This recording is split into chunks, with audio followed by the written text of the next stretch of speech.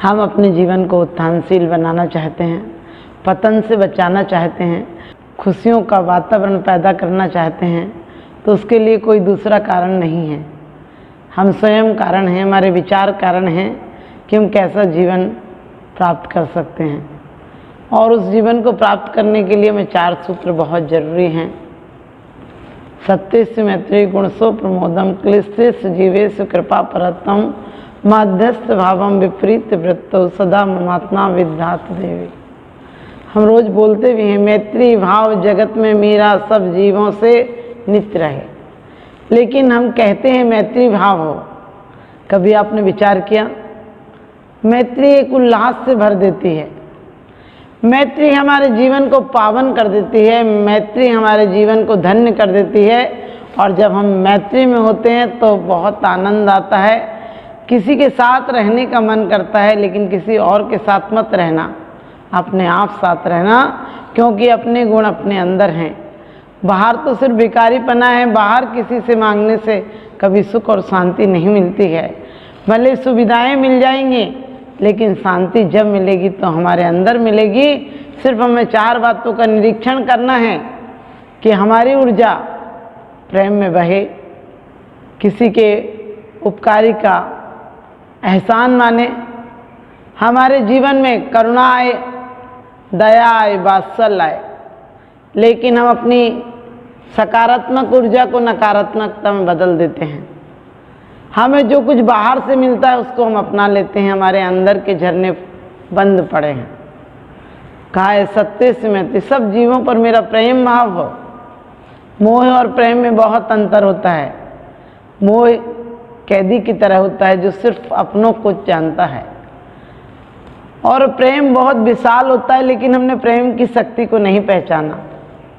हम प्रेम की शक्ति की जगह घृणा जानते हैं, हम प्रेम की शक्ति की जगह अहंकार जानते हैं।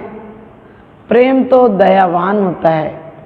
हम कैसा करें, क्यों करें प्रेम? हम प्रेम उनसे करते हैं सकारण हो, स्वार्थ से करते हैं। कौन कहता है रिश्ते मतलब के लिए होते हैं? रिश्ते तो सिर्फ स्वार्थ के लिए होते हैं। जब आप किसी पैसे वाले से मिलते हैं तो आप ऐसे करते हैं जैसे उसके लिए जान दे देंगे, लेकिन प्रेम की शक्ति को आप पहचाने तो आपको हर पेड़ पौधे में भी, आपको एक हर पत्ते में भी आपको परमात्मा नजर आएगा। हमने प्रेम की शक्ति को आज तक नहीं पहचाना है। हमने गुणी जनों के प्रति हमारे अंदर ऐसा भाव नहीं आया है, क्योंकि कहा है हमारे जीवन के 4 गुण होना चाहिए। सब जीवों में प्रेम भाव हो, और प्रेम भाव कैसा हो? सरिता की तरह हो, लाए हुए फूलों की तरह, चिपकाए हुए फूलों की तरह ना हो। जो फूल विकसित होते हैं पेड़ पौधों में, उनकी तरह हो। हमारा दिल एक नाले की तरह नहीं हो कि जिसमें सिर्फ गंदा पानी बहता है। कोई अपना आए तो भी गंदा हो जाता है, कोई दूसरा आए तो भी गंदा हो जाता है। हमारा प्रेम तो ऐसा होना चाहिए कि कोई गंदा आए तो भी बंदा हो जाए, कोई गंदगी आए तो भी बंदगी हो जाए, और बंदगी हमारी जिंदगी हो जाए। हमारे जीवन को कोई गंदा नहीं कर पाए। तो हमारी मैत्री एक बहुत विशालता होती है। जिसको आप मित्र बना लेते हैं उसकी गलतियां नहीं दिखती हैं। जिसको आप मित्र बना लेते हैं, जिसकी आपकी मैत्री होती है, जिसके साथ, उसकी यादों में आप खो जाते हैं। और जब मैत्री नहीं होती है तो आप द्वेष में, आपने मैत्री की शक्ति को घृणा में परिवर्तित किया है। आपने करुणा की शक्ति को अदया में प्रकट किया है। आपने जीवन को शोक में, संताप में, घृणा में, द्वेष में, कलह में बिताया है। जिंदगी में न फूल हैं न कांटे हैं, जिसका नजरिया जैसा होगा वही मिल जाता है। जिसे जिंदगी में सुख देखना है, उसे अपने आप में देखना है कि मेरे किसी घटना के द्वारा किसी को चोट तो नहीं लगती है। हमें जीवन में प्रमुदिता लाना चाहिए। यदर्चा भाविने प्रमुदित मना दरदरिये क्षणादासी स्वर्गी गुण गण समृद्धा सुख निधि। एक प्रमुदित भाव से, उल्लास से एक मेंढक एक पाखुड़ी लेकर जा रहा है। कैसा भाव आ रहा है? परमात्मा की पूजा करूंगा। ऐसे भाव आपको एक थाली पूजा की लाते हैं तब होते हैं क्या? आप पूजा की थाली लाते हो तो भी बुझे बुझे बिल्कुल मरे मरे से चले आते हो, जैसे किसी ने आपको मार पीट कर भेज रखा हो। आप ये क्यों नहीं सोचते हैं कि परमात्मा ना जाने दुनिया के लोग क्या क्या काम कर रहे हैं। कोई लड़ रहा है, कोई झगड़ रहा है, कोई दुकान खोल रहा है, कोई कामनाएं कर रहा है, लेकिन मेरा सौभाग्य देखो कि मैं इस क्षण में आपकी प्रार्थना करने के लिए आया हूँ। ये आपका एहसान है परमात्मा कि दुनिया के लोग तमाम काम करते हैं, लेकिन तुमने मुझे एक मौका दिया है। हम दया का एक भी मौका नहीं जाने दें।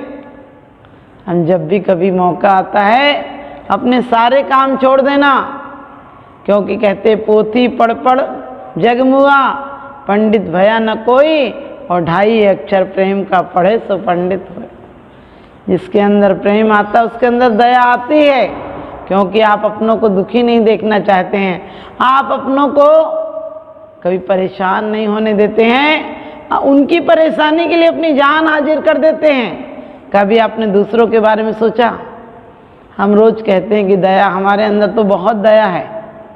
दया होती तो बोलने की जरूरत नहीं होती, दया अपने आप प्रकट होती है, क्योंकि हर महापुरुष ने यही तो कहा है। महावीर कहते हैं अहिंसा ही परम धर्म है, तो क्राइस्ट कहते हैं प्रेम धर्म है, और बुद्ध कहते हैं दया धर्म है।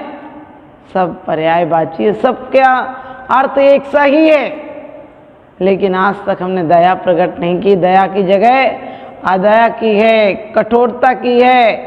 हमने अहंकार किया है, और अहंकार से बड़ा पत्थर दुनिया में कोई नहीं होता है। हमने दया की जगह कभी दया करते नहीं। हम दया भी करते हैं किसी को दिखाने के लिए करते हैं।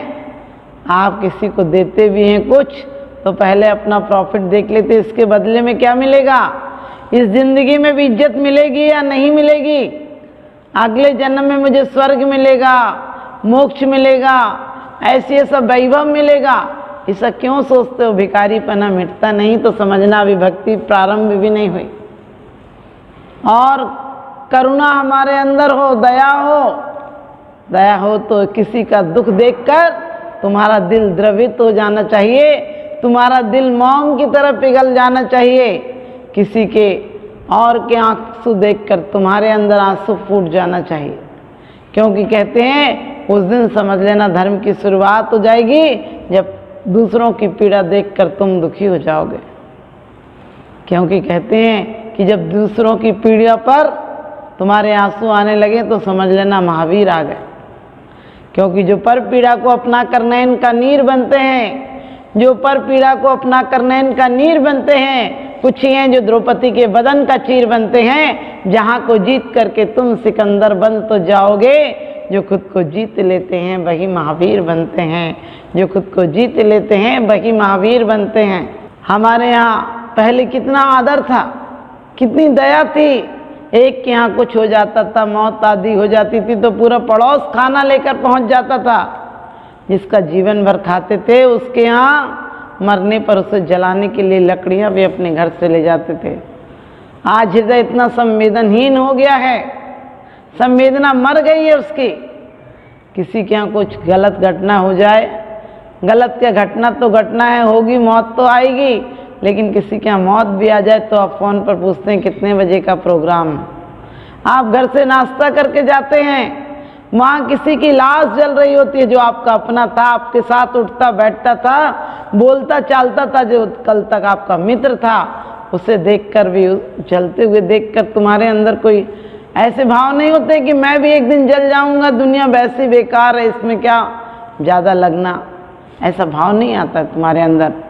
तुम वहाँ पर भी नाश्ता पानी करते रहते हो, हंसते बोलते रहते हो, और फिर दया के गीत गाते रहते हो, करुणा के गीत गाते रहते हो। अरे सोचो कि एक दिन ऐसी ही साख की जिंदगी राख में परिवर्तित हो जाएगी, लेकिन इसे दया करुणा प्रेममय बनाओ और तुम्हारे अंदर प्रमोदित भाव आना चाहिए। कैसा प्रमोदित भाव? एक एक बार आपने देखा चंदनवाला के सामने महावीर आते हैं तो ये ख्याल नहीं आया, महावीर से ये नहीं कहा कि महावीर भगवान तुम तो मेरी बहन के बच्चे हो, तो मेरी बेड़ियां काटो, देखो तुम्हारी मौसी कैसी पड़ी है। क्योंकि धर्मात्मा के अंदर ये भाव नहीं आता है कि मेरी पर्याय कैसी दुखी है, वो तो शुद्ध आत्मा को देखता है, वो परमात्मा को देखता है, वो धर्मात्मा को देखता है। वहाँ भी क्या भाव आया, जेल के अंदर भी बेड़ियां पड़ी हाथों में, लेकिन किस लिए हाथ जुड़ गए? एक भोजन दूंगी, क्योंकि जीवन में जो कुछ है वो देने के लिए है।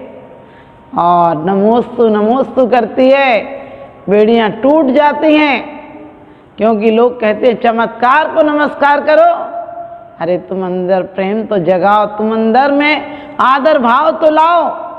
जहाँ तुम्हारा प्रेम और आदर से करुणा तुम्हारे अंदर आएगी, दया आएगी, और गुणी जनों को देखकर तुम्हारा रोम रोम पुलकित हो जाएगा। सच मानना, उसी दिन तुम्हारे स्वयं के जीवन में चमत्कार हो जाएगा। तुम्हें ख्याल आएगा कि जो जिंदगी आज तक वासना में गुजारी है वह आज साधना में परिवर्तित हो जाएगी। जो आज तुमने भिखारीपन में गुजारी है वह तुम सम्राट बन जाओगे, हो सम्राट। ख्याल नहीं आता है, भेड़ों के साथ बहुत दिन रहे हो, शेर के बच्चे होकर भी भेड़ों जैसे हो गए हो। एक बार परमात्मा को देखकर एक ख्याल आओ तो आप प्रमुदित भाव रखें। प्रत्येक क्षण आप प्रकृति को देखें। लोगों के घर में पूर्णिमा का चांद आया हुआ तो होता है, और वो झगड़े करते रहते हैं, लाठियां उतार लेते हैं एक दूसरे को मारने के लिए, ताश के पत्ते खेलते रहते हैं, खाने पीने में झगड़ने में ये देखते रहते हैं। तुमने क्या दिया, तुमने क्या लिया। लोग पत्थरों के बंटवारों पर लगे रहते हैं।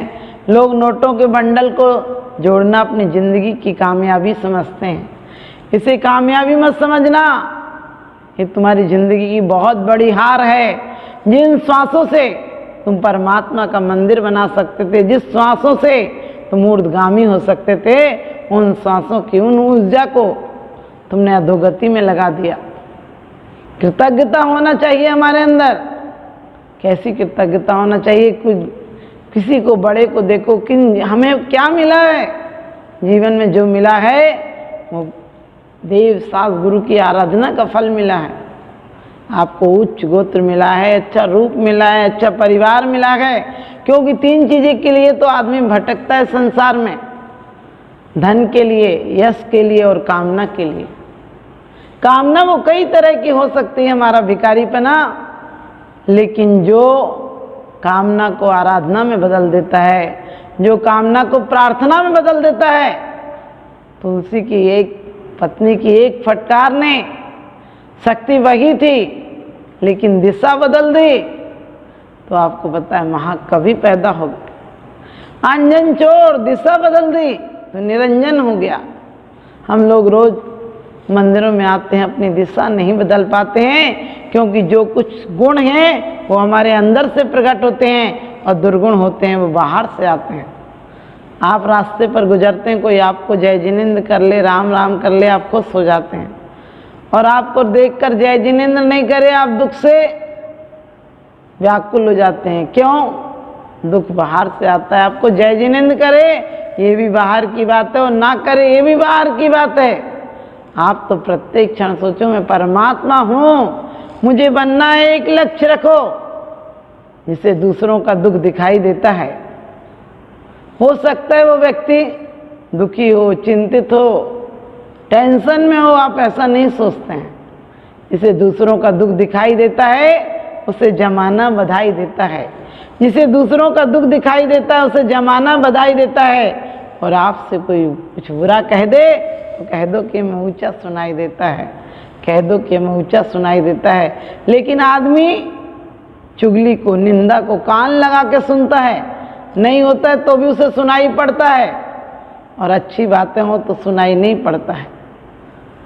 यदि कहीं अच्छे धर्मात्मा की प्रवचन चल रहे हो, स्वाध्याय चल रहा हो, ध्यान में बैठा हो, आपकी नज़र उधर नहीं जाती है, और गंदे पोस्टर लगे हों तो नहीं चाह कर भी नज़र चली जाती है। क्योंकि आप कहते हैं कि हम विचारों से जीते हैं। आप विचारों से कहाँ जीते हैं? आपके जीवन में अच्छे विचार कहाँ आते हैं? और फिर परमात्मा से कहते हो परमात्मा बदल देना मेरी तकदीर। सूरज से कहते हो आज अच्छा दिन खाना, दिन तो अच्छा हो जाएगा। आज सूरज ने तमतमा कर ये कहा कि निठल्लों के लिए भला अकेला मैं कब तक लड़ूं, ये भोर का संग्राम है, कुछ तुम लड़ो कुछ मैं लड़ूं, कुछ तुम लड़ो, कुछ मैं लड़ो। सुबह होता है तो आप परमात्मा को धन्यवाद दो। अब अपने आप को अहोभाग्य से भर जाओ कि क्या पता आज का दिन मिलता नहीं मिलता, रात को सोता हुआ रह जाता। कई लोग तो सोते हुए रह जाते हैं। जिंदगी भर आदमी जिंदगी को नहीं पहचानता है, मौत के नाम सब कुछ कर जाता है, जिंदगी को बदनाम कर जाता है। जिंदगी के लिए कहता है बहुत दुख है, बहुत तकलीफें, बहुत पीड़ा है, बहुत बाधाएं। धर्मात्मा को जिंदगी की बाधाएं नहीं लगती हैं, उससे तो पुरस्कार लगती हैं। उसके जीवन में बेड़ियां तोड़ने का काम करती हैं। उसकी बेड़ियां भी सोने की बेड़ियां हो जाती हैं, तो सम्मान का काम करती हैं। अपने जीवन में अपनी ऊर्जा यही है। ऊर्जा बल्कि क्रोध में ज़्यादा आपकी शक्तिवान हो जाती है। आपने देखा होगा, आप पढ़े होंगे, बोला नहीं जा रहा होगा और कोई ऐसी जरा सी बात आ जाए आप बिल्कुल उतावले हो जाते हैं और आप बोलने लगते हैं, आप चलने लगते हैं, आपके हाथ पैर चलने लगते हैं। क्रोध में भी शक्ति है, प्रेम में भी शक्ति है। आज तक क्रोध की शक्ति को आपने पैदा किया है, कभी प्रेम की शक्ति को पैदा करके देखो। क्रोध में भी आप कांपने लगते हैं और प्रेम में भी आपका रोम रोम पुलकित हो जाता है, आपसे बोला नहीं जाता है। आप क्रोध में भी कभी कभी बोलते नहीं हैं और प्रेम में भी बोलते नहीं हैं, लेकिन क्रोध में नहीं जब बोलते हैं तो आपके शरीर में ही रक्त विषाक्त हो जाता है, आपका चेहरा बदसूरत हो जाता है, आपके हाथ पैर कांपने लगते हैं। लेकिन आप जब प्रेम में डूबते हैं तो आपका रोम रोम पुलकित हो जाता है, आपको लगता है क्या दे दूं। लेकिन ध्यान रखना, प्रेम की शक्ति को जगाओ और प्रेम की शक्ति को राग की शक्ति मत बनाओ, मोह का नाला मत बनाओ। यदि बनाना है तो प्रार्थना का सागर बनाओ, प्रार्थना का गंगा जल बनाओ, प्रार्थना का झरना बनाओ। इससे